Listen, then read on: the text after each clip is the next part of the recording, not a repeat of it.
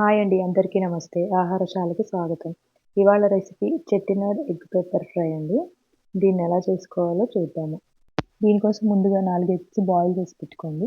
ఇప్పుడు ఒక మిక్సీ జార్‌లోకి 2 టేబుల్ స్పూన్‌ల జీలకర్ర, 1 టేబుల్ స్పూన్ ధనియాలు, 1 టేబుల్ స్పూన్ సన్నగా ముక్కలుగా కట్ చేసుకున్న అల్లం ముక్కలు, 4 వెల్లుల్లి రెబ్బలు, ఒక ఎండుమిర్చి, ఒక గ్రీన్ మిర్చి, ఇంకా అలాగే 3-4 ఉల్లిపాయలు ఇలా కట్ చేసుకొని వేసుకోండి.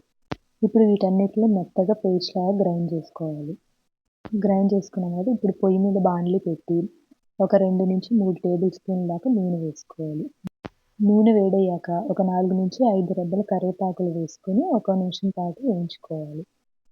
కరివేపాకు కొద్దిగా వేగినాక మనం ఇందాక గ్రైండ్ చేసి పెట్టుకున్న మసాలా ముద్దను వేసుకోవాలి.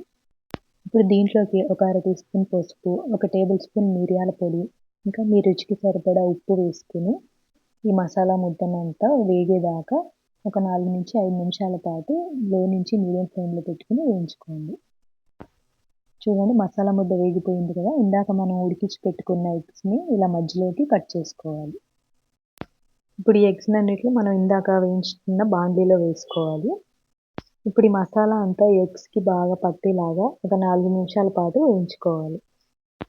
ఎగ్స్ కూడా బాగా ఫ్రై అయ్యాయండి. ఇప్పుడు లాస్ట్‌లో కొద్దిగా కొత్తిమీర జల్లుకొని ఒక నిమిషం పాటు వేయించుకొని స్టవ్ ఆఫ్ చేసుకోవాలండి.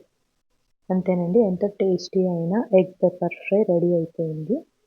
దీన్ని వేడి వేడిగా అన్నంలోకి కానీ, బిర్యానీలోకి కానీ, చపాతీలోకి కానీ తినొచ్చండి. దీన్ని ఇప్పుడు ఒక బౌల్‌లోకి ట్రాన్స్‌ఫర్ చేసుకుందాము. చాలా సింపుల్ రెసిపీ అండి. తొందరగా అయిపోతుంది. ఈ వీడియో మీకు నచ్చినట్లయితే మీరు కూడా ఒకసారి ట్రై చేయండి. అలాగే మా ఛానల్‌ని సబ్స్క్రైబ్ చేసుకోండి. ఇంకా లైక్ అండ్ షేర్ చేయండి.